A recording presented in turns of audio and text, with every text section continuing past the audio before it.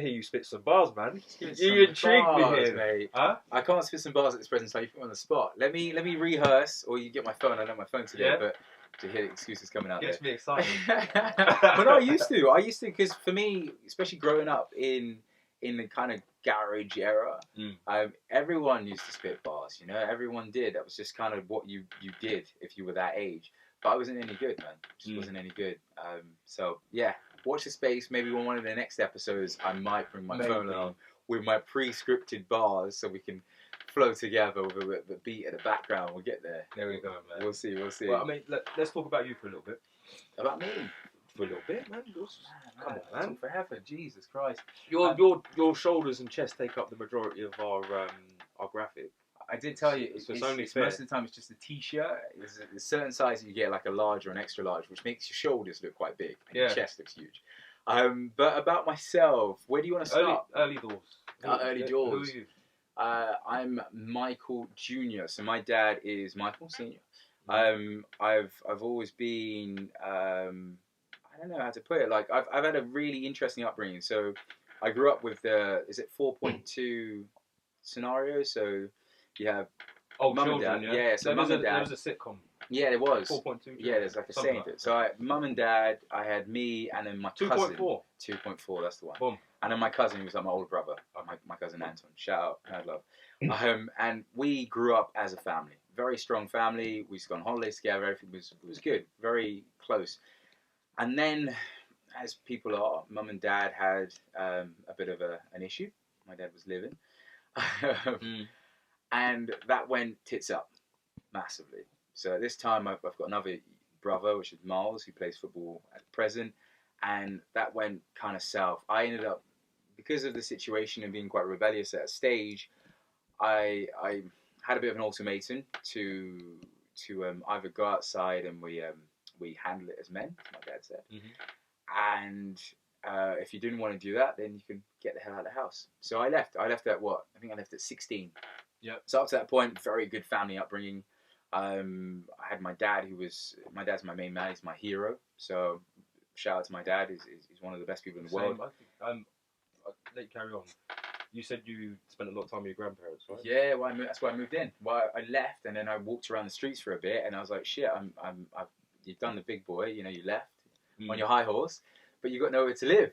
So I ended up knocking my grandmother's door, and she said, yeah, you can come in. And since that point, I've lived with my grandparents ever since. And mad love to my grandparents, because they took me in. And yeah, it was tough, man. You come from a place where you've had a fairly good upbringing, mum and dad and all sorts. And then to leave all of that, move 10 minutes up the road and live with your grandparents, where there's so much going on there anyway, because they're older, they've come here from the West Indies. Some of their views are a bit questionable. It's just, at the time, it didn't seem cool to actually live with your grandparents. You talk to people and they say, oh yeah, I did this, I did that. And you're like, yo, I didn't really do much. You know, I'm sitting there watching, there was Kojak and all these old TV series programs. Yeah, really old stuff. But they took me in, and it was tough, because I went through, I think, college at my grandparents' house. I then got to the point where college was interesting in itself. There was just so many things going on, but I was, how can I put it? I went throughout school being on the bigger side of life. Yeah.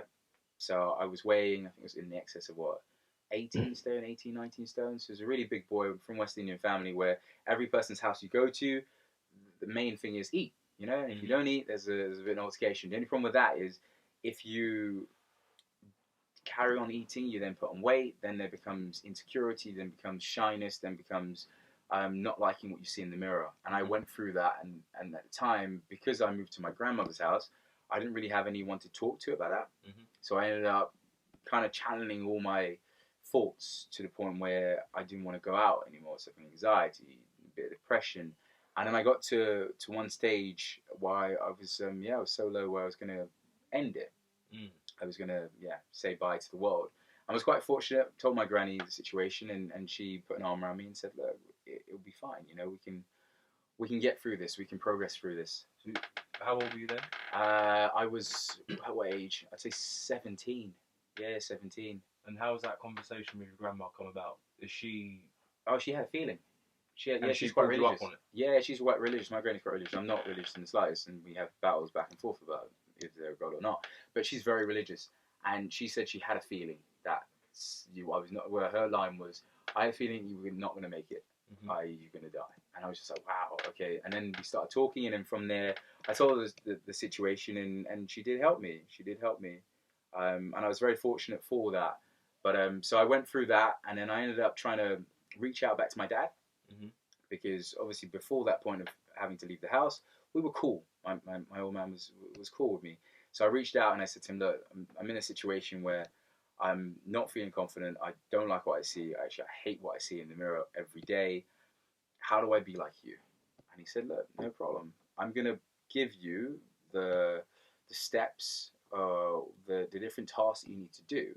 And if you do those, you'll be in a better position. One of the tasks was he gave me 3 boards, and I always remember these boards. They had like exercise workouts, these paper stickers on a board. And he said, Monday, Wednesdays, Fridays, make sure you do those.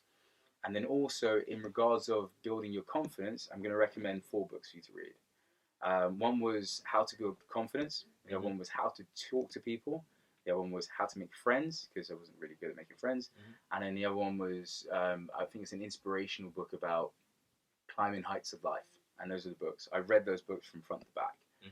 And then subsequently, after reading those books, I then read Art of War. And also The Game. The Game was an interesting one because you read The Game? No. So it's by Neil Strauss. Strauss, if I pronounce it, I haven't butchered it, but Neil Strauss. And it's a mini society of guys that use pickup lines to pick up chicks. So I was reading those type of books. You read The Art of War, which is manipulation and trying to. You read. I've watched How to Be a Player. You're not serious, man. Who's that? Bill Bellamy. Who was that? Do you remember that film? Yeah, that's a terrible film. That's a great film. That's a terrible film. My God, Huh? I built my story up so high. Listen, I'll tell you something else. I'll tell you something else. Look, I'll let into a little secret. The secret's out because my wife caught me out about this. Okay. When I was not chasing her, but when we were in the initial stages of the relationship, so years ago, my cousin / brother / best friend Reese reads books like he's drinking glasses of water. Okay, yeah, and he takes it all in.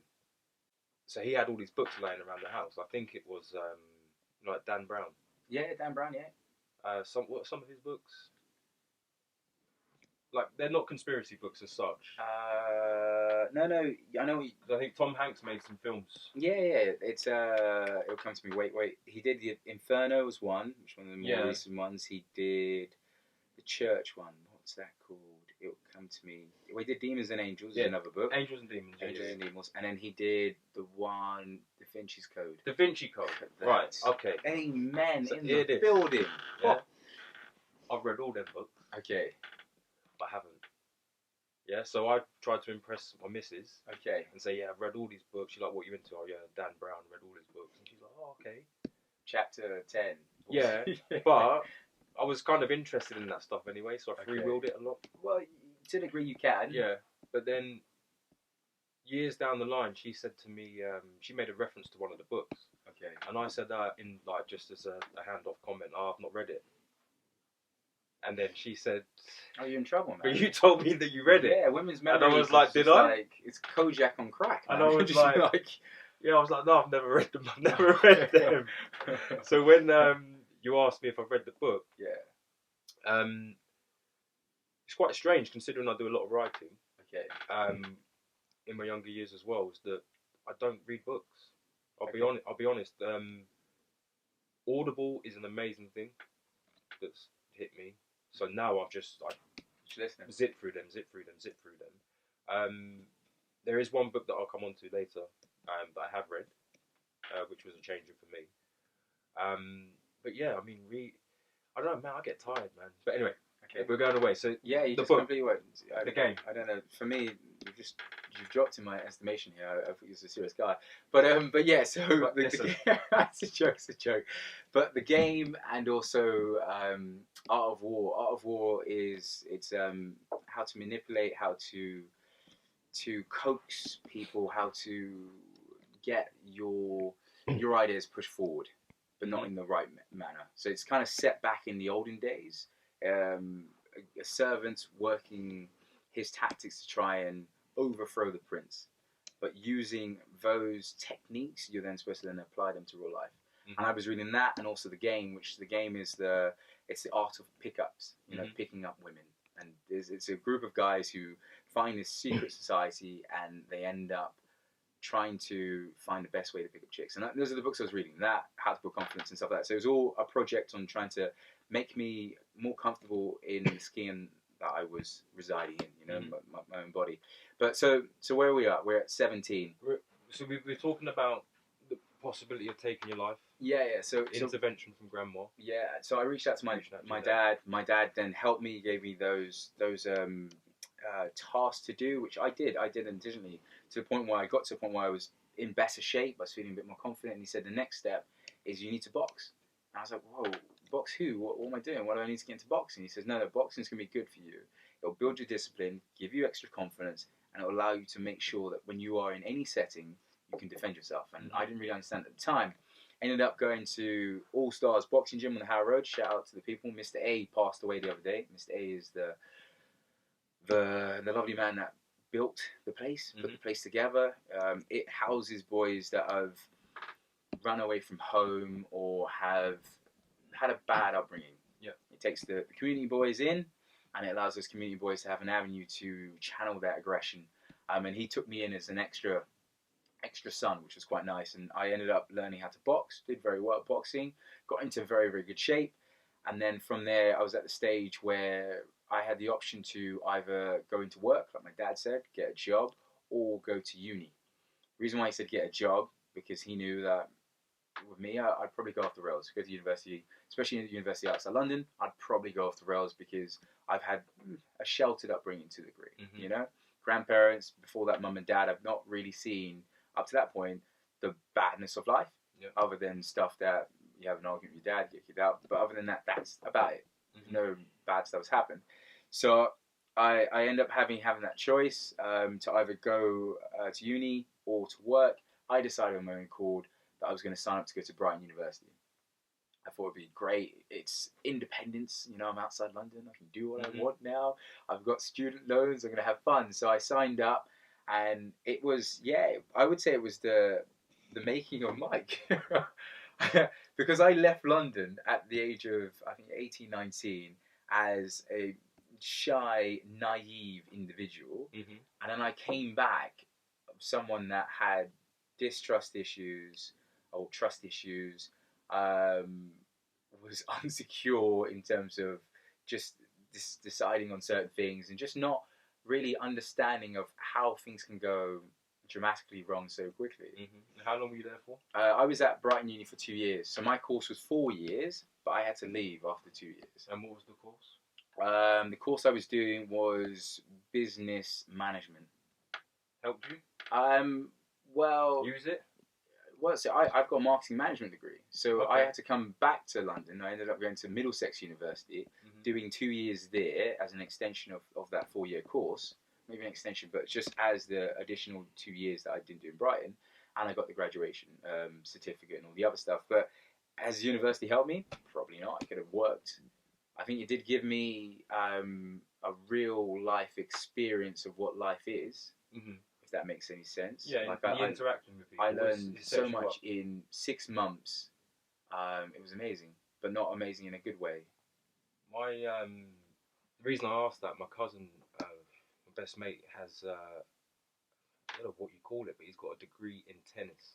Okay, was it like a tennis coach? Yeah, he went to Wycombe University. Okay. And he wanted to be a tennis player, so he naturally studied tennis.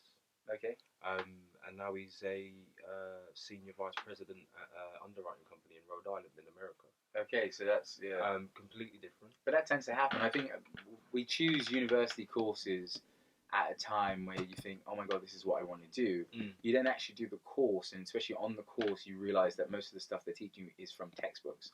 So effectively, you could not actually come to seminars and lectures and still probably pass the overall assessment or the project itself. But I think as you do the course, you realise, especially as the course goes on, this is just not for me. You know, it's just not for me. But for me, marketing is for me, advertising sales is something that I've always been keen on. Mm-hmm. But I just felt for me it was more of the university situation. So I moved into a house year. Yep. So I missed out on halls. Mm-hmm. So I applied late. I missed out on halls, and I ended up going to a house meeting. Mm-hmm. So this is where they get a group of teenagers, and you're supposed to, over the course of 2 days, supposed to meet friends or meet people to be your friends, and then the next morning you're supposed to then say, hey, I want to spend the next year with you in a house. Mm-hmm. Which for me sounds crazy anyway. Remember, I've not met any of these people Yep. before. I don't really know It's you. a big step to take, right? You're all going from different places around the country, and we've all now met up in this room. So I ended up going there, met a variety of people on the day. I met this guy called Hari, black guy, and I was like, okay, cool. This guy seems like me. We got on quite well. And he was just like, look, I've already got a house here. Mm-hmm. All I'm doing here at the event is I'm looking to recruit people to come in. We need 2 people to join our house. I think you and one of the other guys I was with would be ideal. And I'm like, okay, cool. Sold. My head was sold. That same night, we're like, okay, we're all going to go out. Everyone's going to party. And then tomorrow we decide. So I end up, just before going out, I ended up meeting an Indian girl, a black girl, an Indian guy, and I think there was, a Muslim girl. Mm-hmm. And somehow we got on well as a group. We got on really well. Went out on that night out, had a really good night. And then in the morning I woke up and I was like, okay, I've got the choice to move in with Hari and his band of men, because it was going to be a boys club, or take the logical step and move in with this other group. You know, the other group sounds logical. You know, I don't want to go off the rails. My dad's already said I'm going to go off the rails. I need to be a bit smarter. So the smarter step is to move in with these people. I end up deciding last minute to move in with the other group, which is the one with the girls in the mixed crowd. And from there, it just went downhill. It went downhill rapidly. Go on. So our first night, we have a wicked night out, partying and It went downhill after the first night. Yeah, first night it went downhill so quick. So that rapid. Massive. Okay. So first night out, we got Freshers Week. So go out, get absolute smash. We're now heading back, and me and the Indian girl are getting on really well. The rest of the group's all having fun and partying and whatever. We didn't get to the house, and I'm now at the house. I'm tipsy as anything going. The Indian girl says, oh, I'm going to go to bed. You know, I feel really, really drunk or whatever. You can see she's in a bad state. So I'm like, okay, no problem. The Indian guy, he seems fine. He's not drank as much. So I'm like, okay, cool, it's fine, no problem. So he says, I'm going to put everyone to bed, and then I'm going to go to sleep myself. So I'm like, okay, no problem. He puts me to bed, make sure I stay in my bed and whatever. He then goes to then take her upstairs and a few of the other people into their room. I, being nosy, I decide to get out of the bed. So I get out of bed, I slowly head upstairs to go see the Indian girl. For me, I think she's nice, you know. So I'm thinking maybe something might happen, you know. Who knows? So I get upstairs to her door, open the door, and there's him holding her shoulders. His arms around her shoulder, and he's holding her. So I just push the door, and he goes, "Oh no, I'm just making sure she's alright. I'm making sure she's okay. She's vomiting. She's vomiting. You can see she's like retching." So I'm like, "Okay, cool. No sweat. Leave us that. Go lie down. Wake up in the morning, massive headache. Everyone's got a headache. The Indian girl looks a bit strange. So she just looks a bit depressed, looks a bit stressed down. I'm kind of going, looks more than a hangover. So I say, hey, let's go outside, let's have a little talk. We end up talking, and then she breaks down. Big tears, crying. He tried to rip me. So I'm like, say what? What are you on about? What did you say? He? Yeah, right, he tried to rape me. So I'm like, not me. It was no, I didn't hear that. But don't give me no. I didn't know if you said he or because the interaction of you going into the room. My bad. Yeah, my bad. No, not me. Just clarify that. Not me. I have not done any stuff like that. But yeah, so she broke down in tears and she was in hysterics and she was like, he tried to rape me. And I'm like, fuck, man. This is like, we just moved in here, you know. We just went out first night yesterday. It's morning now, and so she's like, you need to talk to him. So I bring him aside, and he's just like, Mike, look, on my heart, on my life, I didn't do anything to this girl, you know. So now I'm in this loggerhead of going, how does this? You've only just met the guy. Yeah, I don't know this guy so well. I don't know her so well, but I like her. I think she's nice. I don't know what to do, so I'm panicking a bit. We somehow get over this. Yeah, we move on a couple of days. There's the black girl. So did I give you the dynamic? So the dynamic is a black girl. Yep. Who's she's a yardie. Mum and dad are yardies. Proper back home Jamaica. So wearing black tea. Not much in the house. Crazy. Indian girl. Indian girls' parents don't like black people. Wonderful. Yeah, interesting. And they were born in Nairobi, which I found so crazy. But yeah, don't like black people. The Muslim girl, she in London used to wear the hijab and all the other stuff. In Brighton was selling coke. Yeah, fun times. The Indian guy, one of the nicest guys you can ever meet, being now accused of rape. And then there's me, this naive black guy who's now trying to find himself. Are you? You said that you struggled with your weight a little bit. I did, I did. At this point now. Oh no! When I went to Brighton, I was in shape. You're in shape. Yeah, I was in shape. So you were jacked up, yeah. I was jacked, man. Okay. I was looking good. I remember I boxed and I was on a mission to shark, as one would say. So I was in. Yeah, for me, so I wanted to. Confidence is there. there. Confidence was there because that's why when I met that guy Hari, we clicked because it was about we're gonna pull chicks and we're gonna get grades. We're gonna enjoy Brighton, you know, we're gonna have a good time, and that's why we clicked very well. But then I decided that maybe having a female influence in the household should make it a bit better. But after that first night, things just you can see things were tainted after that. And then as things got on, we had the Jamaican girl. She was doing stuff that you shouldn't be doing. She used to have guys come to her room late at night, pay her for sex. Yep. So that was going on, and that was just like, okay, we've just moved into this house.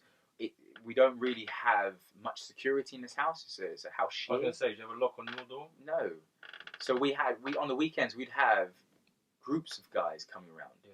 And you'd be like, what the heck is going on here? And sometimes you'd get some wannabe rude boys in the place, and you'd be like, man, I don't need this, man. This is hostile. This is crazy. Sure, living environments where you need to feel safe. Yeah, for university purposes. Yeah. So we had all that going on, and then as the weeks got on, so we got through a few of those things. The weeks got a bit more easier. I was at uni a bit more, and then I ended up going out with the girl, the Indian girl, as my girlfriend. So she became my girlfriend. So you then have the issues of the mum and dad, and we can't be taking pictures and certain stuff, and all that rubbish was going on, and it was problematic.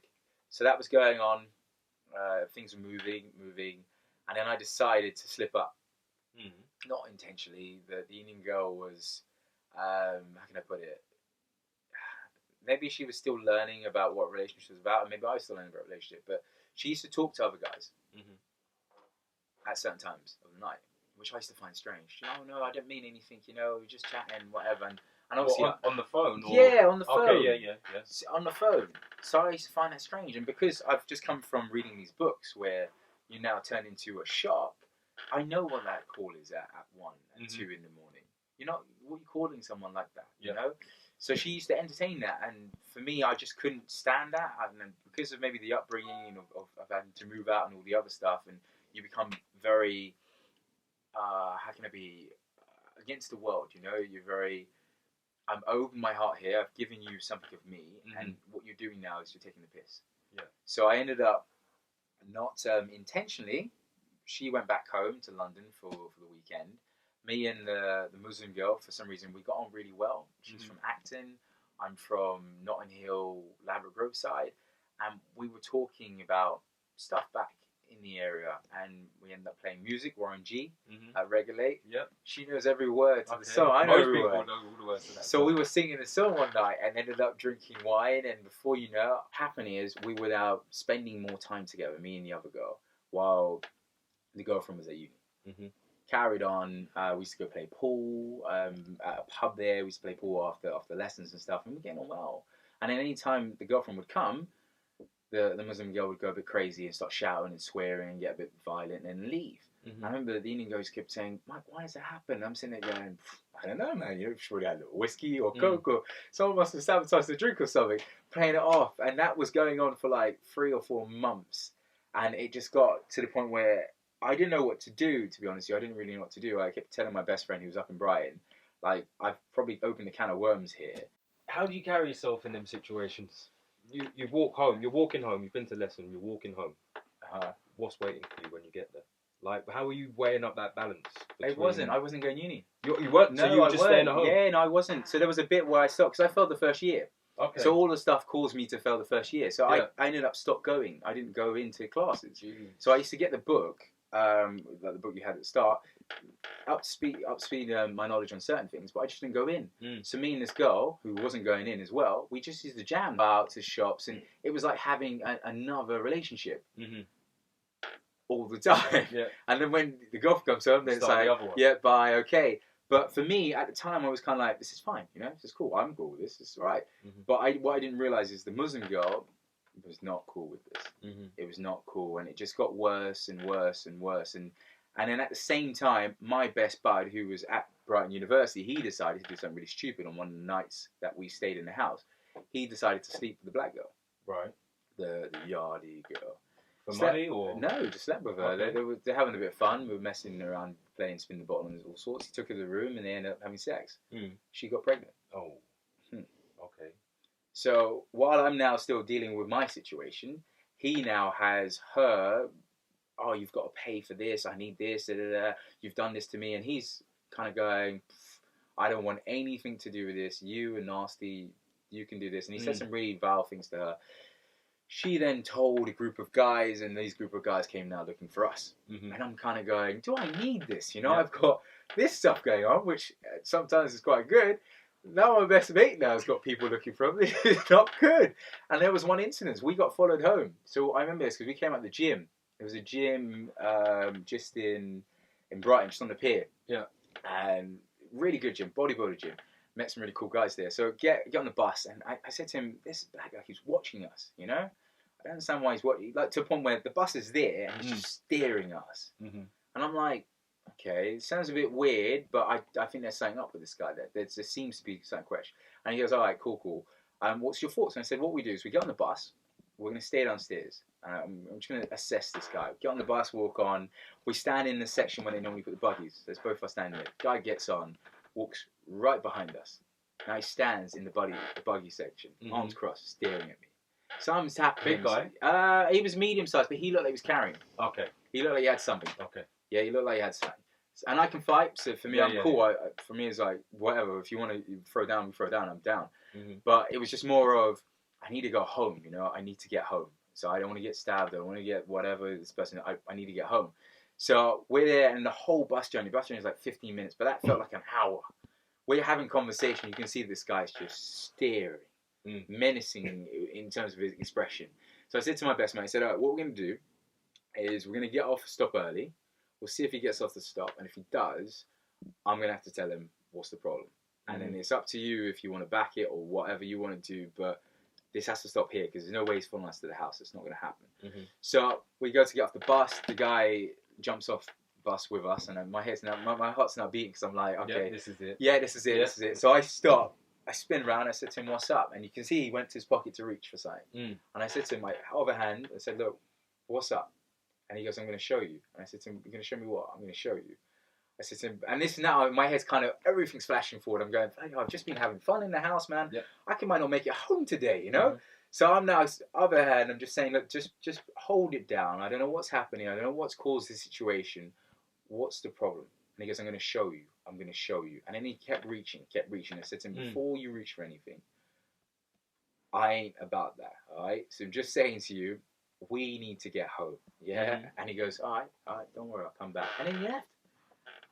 So I turned to my buddy and I said, bro, what was that about? And he goes, look, mate, I don't care, but at least we got out of that situation. I said, there's something sketchy about that. Something's going to happen. But just when I call you later on tonight, I need you in case something happens. Go back to the house, stay till watching TV at night time. I'm now upstairs in the room with, it was me, the Indian girl, and the Muslim girl. Nothing's happening. We're just chatting and playing music. All of a sudden, I hear the front door open downstairs. We're the only people in the house. So the Indian guy, the black girl are not here. They've gone back to London. There's only us three in the house. You hear the front door open, and I'm kind of like, what's that? Who's that? You know, who the heck's that? The person comes in, then another footsteps. There's like three people in the house. I'm like, okay, cool. My room's downstairs. So I'm like trying to listen out. Yeah, it's tense. I'm gone. It's tense. I'm already gone. No, but we're upstairs. We're upstairs in the room. Ah, man. The only way down is outside the window or whatever. And I'm thinking, you jump out the window, you can break your legs. You've got the two women here. You've got to kind of hold spot. Yeah, you've got to hold up. Man up, take it. Whatever's going to happen, you front it. So I can hear the footsteps walking in. In my head's going, if they come straight up the stairs, they might not be looking for me. they might be looking for someone else. If they go straight, which my room is, you have to go past the kitchen, then they're looking for Mike. Footsteps go, the chair downstairs, and the chair in the downstairs in the living room falls over, and I'm like, okay, cool. Now they're approaching the kitchen. Okay, they're going through the kitchen. They've opened my door. Okay, so these guys are looking for me. So I said to the girls, I said, look, we've got to act up sharp. Get on the phone to the police. I'm gonna barricade the door. I jump on the phone. I call my bud, the guy I was with. Let me go back a minute. Shoot. So if it's your buddy, that's caused the issue, why are they in your house looking for you? I don't know. I seriously, I don't know. I really don't know. I think maybe the way he spoke to her, and me not kind of, I don't know, maybe checking him about it and saying like, don't talk to her like that, or something. She just thought, I'm going to get you. Hoping, maybe they were hoping that I was going to be there and he was going to be there. I don't know. Okay. So I'm now barricading the door. I've got the Indian guy to get on the phone to 909. I call my boy, the guy I was with earlier on. I said to him, dude, look, I need you. You're 30 minutes down the road, or 25 minutes. I need you to come here and bring some people. Mike, I can't bring anyone. No one's going to come. I'm like, all right, you come on your own. He says, all right, I've got a dog chain. I've got a few things. I'm going to rock up. He rocks up. He's outstairs shouting, whatever, and he says, look, there's no one down here. So I'm like, what are you talking about? They've left already, because I think they thought that the police was coming. But that went. The next day, I'm now panicking a bit, because I'm like, shit, I live in this house. I've been set up by somebody, in terms of these people who have come here intentionally to do something to me. What are we going to do? I speak to the black girl. I have to tell my dad. My dad then says, should I talk to the people? And I said to him, don't do that. Just, it will calm down. I spoke to the black girl, and I said, look, whatever's happened, I'm sorry. This is nothing to do with me. My mate's done something, and that's nothing to do with me. But is there any chance that we can, bygones be bygones? If you need him to pay some money, whatever, he'll pay some money and whatever. That went on for a couple more days, and then somehow it just finished. It just finished, and then she got evicted. Okay. She got evicted because she stopped paying rent. Yeah. So she got evicted. So now in the household, you've got me, the Indian girl, the Muslim girl, and the Indian guy. This second year? The same year, man. Same After year. the first night, yeah, man. Same year. I'm sorry, I'm losing you, but no, you're not losing me. It's just that so much is going on. This is in the space of this is it's weeks, man. I'm talking about. This is weeks. If you could go back, would you have stayed with the guy that you met? My best bud. The one that you met beforehand, you said you kicked off with him. Is that the same guy? It can't be the same guy. Kicked off. You said you connected with the chap. Oh, Hori. Yeah. In hindsight, I would have done, because I met Hori when I moved back to London after Brighton, and I was like, dude, man, we should have just hooked out. And he said, yeah, bro, we'd have got laid all the time. And I was just like, man, if you knew what I've just gone through, man, it was bad, because he passed the year. I failed. And I failed because I wasn't going in. So, but yeah, if I could go back, most definitely, Hari, if you're listening, brother, I would have been your wingman. I would have been your boy. We would have been bros. I tell you, if I could go back. But so we now are short a member of the household. The black girl's been evicted. Tension is now in the air between me, Muslim girl, and the Indian girl. Things are quite tense. The Muslim girl's now threatening to talk. And I'm like, come on, you can't talk. I need to keep things going. We're in a house setting. I don't know what's happening. I just want to keep things secure. She then decides to, I don't know why she did this. She decides to now start spending time with the Indian guy. So while me and the Indian girl were going out for dates and whatever, those two were like conversating and spending time in the room. I don't know what was happening. They could be doing stuff or whatever. I think she's probably doing it as a play to make me jealous or whatever. I didn't really care. For me, I was very much of, I'm going to try and work this, what I have with the Indian girl. I've messed up. I've done some wrongs. We've now had people looking for us and shit. I want to be good now. I want to be pure. So trying to progress that way. All of a sudden, the Muslim girl calls me at 3 or 4 in the morning. I need to talk to you. So I sneak out the room. I quickly go on the phone. What's up? Oh, the Indian guy's tried to do something to me. And I'm like, what are you talking about? Oh, yeah, he's tried to do something to me. He's tried to force himself on me. He's tried to... Again? Yeah. So in my head's going, wow, this brother's a serial rapist, man. So I'm sitting there going, oh, maybe it's him, maybe it's him. So I say to her, okay, we'll sort out. I have to talk to him again, So we again, me and him, we have a conversation. He says the same thing. No, I didn't do anything. Mike, look seriously on my heart, my mum's alive. I didn't do anything. So I'm now still in two minds going, do I believe this guy? You know, is he lying? Is she lying? I don't know. So weeks pass after that point. Things start to get a bit better as a group of people in the house. The Muslim girl decides that we should go on a night out. You know, a little celebratory night. We're all back together. Everything, bygones be bygones. So we go out. Downstairs in the living room before we go out, she's like, oh, Mike, come aside. I want to make it a bit fun. I've got Viagra. A tablet of Viagra. So I'm like, okay, cool. I don't need Viagra, but okay, what's the Viagra for? She goes, no, the Viagra is for, we're going to put it in the Indian guy's drink. Right. And then we're going to go outside. Mate, then you're just setting a whole load of people up to get had. You're going to give that to him. Wait a second. So she's like, oh yeah, it's Viagra, let's put it in his drink. And I'm like, okay, it sounds fun, you know, we're in a nightclub, he's rocking out with a rock hard. It's going to be quite funny. So I'm like, okay, cool. So I call the Indian guy and I say, so why don't we chop this up? So we're in the kitchen, chopping up this tablet, mix it in the drink.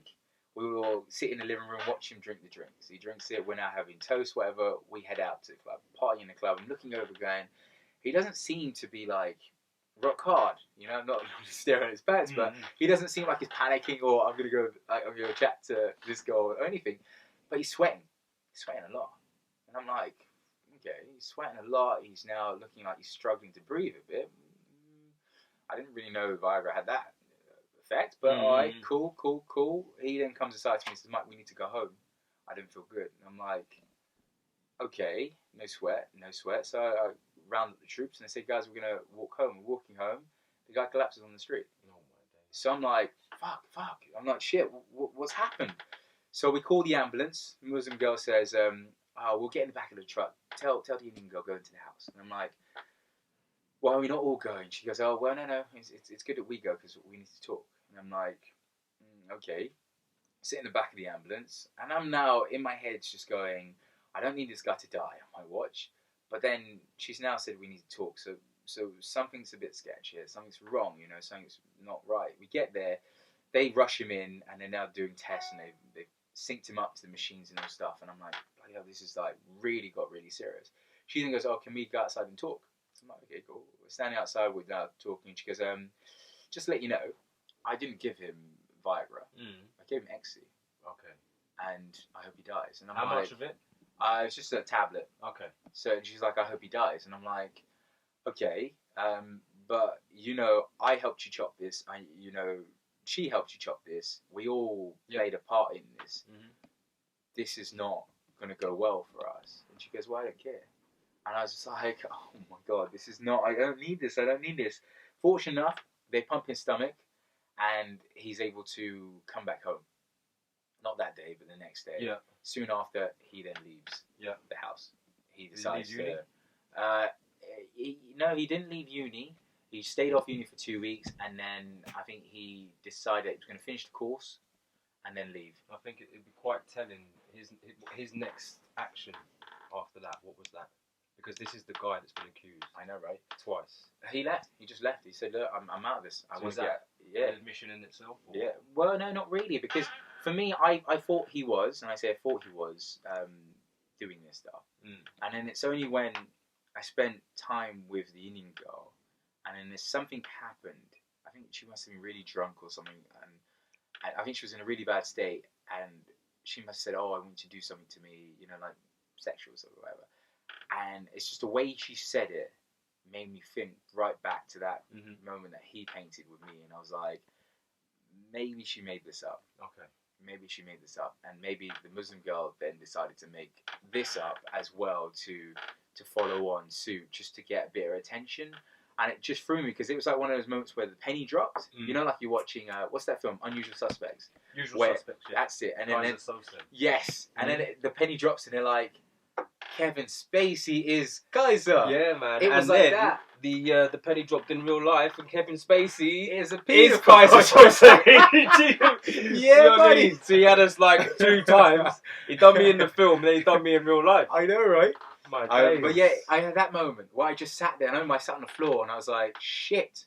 The brother was innocent, you know. And the brother nearly died. He nearly died, and it was just like, how surreal is that? And I don't know what stories I would have had if I went to university. I don't know, man. I don't. My makeup and my personality wouldn't have been great. Yeah. There, with the way that I was at the time, so it never happened. Looking back, I wish I did it. What uni? No, uni for me, in terms of just getting out and meeting people and learning about yourself, because I grew up so much. You know, I grew up rapidly because I was spending a lot of time with the Muslim girl and she was in London selling coke and stuff. I remember she was trying to get me while I was helping her, try and sort out stuff at uni. So on the days that I did go in, I always remember talking to some people saying, "Oh, we've got this stuff. Do you want this?" And I'm now helping with this, and you're kind of thinking, for a naive kid who lived with his grandparents, who now has been messing around with this girl, you know, he's been chased down the road by some guy who wanted to do something, to now helping this girl sell stuff, is just crazy. But it's allowed me to then look back on those things and say, hey, you know what? I've got a backstory. You know, I've come through stuff in life. I know what's good. I know what's bad. I know where I want to be based on the stuff that's gone on before. So I never look back on it as anything bad. I look at it as it was just steps on the road that allow me to learn and to progress. But yeah, so the Indian guy then left. It was then just us three in the house. Things were just really tense and really quite dark. I kind of moved completely away from the Muslim girl. For me, that whole, what we were doing after the whole incident in the ambulance and you telling me the situation, I couldn't deal with you anymore. You know, we can't talk like that anymore. We can't be friends. So I separated. Soon after, she then just went really, got quite twisted, and she had someone break into the house and try and steal all of our stuff. And then by then it was the end of the year, end of uni. And you failed that? So yeah, I failed that year. Completely. Okay, so you have to take a final exam at the end of each year? No, it was like well, it was a mixture of two. So we had coursework and we also had an exam. Okay. And both of those I failed. I failed because I didn't go in. There was too much going on at home. I was most of the time just drinking every day and just living not the way you should be living as a student. You know, there's a way of living as a student where you're still studying. I was just, fuck it, you know, like, I'm not doing any studying. I'm just living. There's too much stuff going on at home for me to be worrying about an essay being handed in, you know. I need to worry about, am I going to be alive? Yeah, nice. I was the same. I was the same with that. So I never used to go into school. I didn't. But no one cared. No one checked. Oh no, they did check, but it was just one of those things where uni is one of those things. If you're not motivated to make it happen, you won't pass. You're in 3 days a week.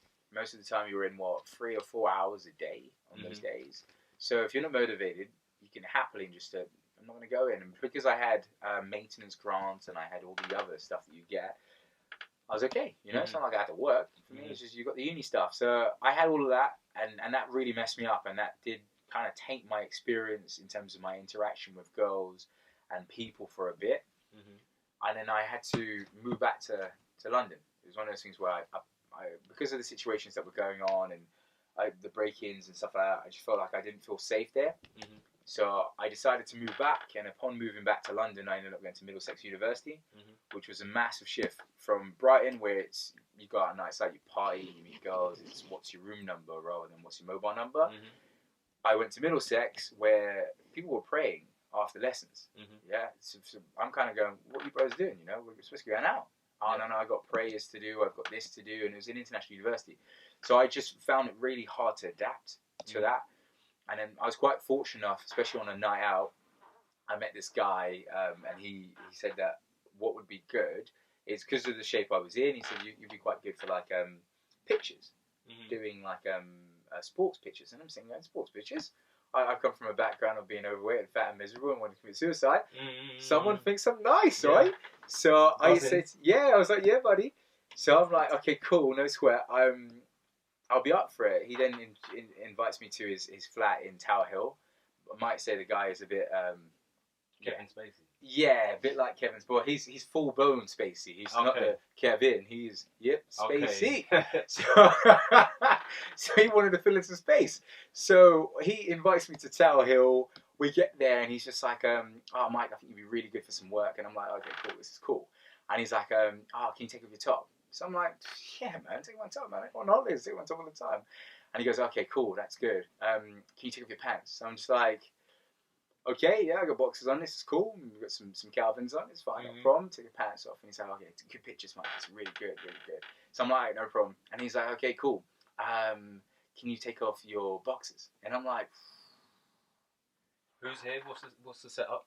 it's just me and this dude. Just you and this dude. Just me and this dude in a really posh flat in Tower Hill. Yeah. So I'm just like, I don't know, I wasn't expecting that, you know. But in my head's kind of going, look, I've just come from a lot of stuff in Brighton. I'm confident in myself, you know. I'm shocked, patting myself on the back, trying to get myself in the moment. So I said, all right, cool, no sweat. Took off my boxers, and he's like, oh yeah, good, taking pictures. And then he's like, okay, now get hard. I'm like, whoa, okay. Now it's supposed to get hard with you watching me. So I was like, all right, cool. I'm gonna see how this goes. So got hard, taking pictures, and he goes, okay, that's it, Mike. You can put your clothes back on. I really like the shots we've got. If you're interested, we've got a few magazines that I think you'd be really good for. This is the rate. And he told me the amount, and I was like, man, I take my way out all the time for that, man. That's good money. Yeah, man. It's all legit. I'm in a gay He's magazine. not no shady guy. No, I'm in a gay magazine. Okay. And he is actually the photographer for Men's Health. So did he? It couldn't have gone down the way that you've just explained it. There must have been some dialogue in between all of like that. what? That legitimised it. Because if I... Oh, no, I had signed... Yeah, so if I ended up in someone's apartment... Yeah, I had signed a contract and stuff. Beforehand? Yeah. Right, yeah. okay. So we sat down, right, yeah. It's alright. Yeah, no, I was just thinking you're a little bit naive here. I am naive anyway. No, I know, but, you know, I was like, can you take your pants off? No, I fucking can't. And then the whole scenario is different, and police are being called. And oh, okay. No, see, yeah. I was. So you were aware. Well, I've just come from Brighton. Yeah, and okay. Brighton, there's loads of stuff that's going on. Like I'm a heterosexual dude. Yeah, I've not had any homosexual activity or anything like that. But I'm confident in myself, so I don't get caught up where two gay guys might be having sex in the corner. I'm not gonna go, oh my god. Yeah. I wouldn't do that. For me, it's like do your stuff. Just don't like hold me or something. Just back up. So for me, it was fine. But it was just a whole. Yeah, it was one of those fight or flight modes. You know, when someone says to you, do something, flight would have been, I got to leave, you know, I'm police. Or fight and just say, you know what, take it out, boys out, here it is. And I did that, and I did a number of shoots. I did a number of shoots for a couple of months, and I got paid well, man. I mean, I was going home going, I'm not telling anyone this, because that would kill me, but I'm getting paid well to stand and take pictures. I had to stop in the end, because he was like, oh, we want to get you to do like 2 guys standing next to you and then other stuff, and I was just like, bro, too much. Yeah, that's far too much. I'm transsexual, you can stand with a transsexual, and I'm just like, and if you heard the amount of money he was saying, it's like, oh, you'd get like $1,000 to do this or $2,000 to do that. And I'm like, for an hour, just stand to do pictures. But I'm like, that's how it starts. And then before you know, you're now in a bloody porno film.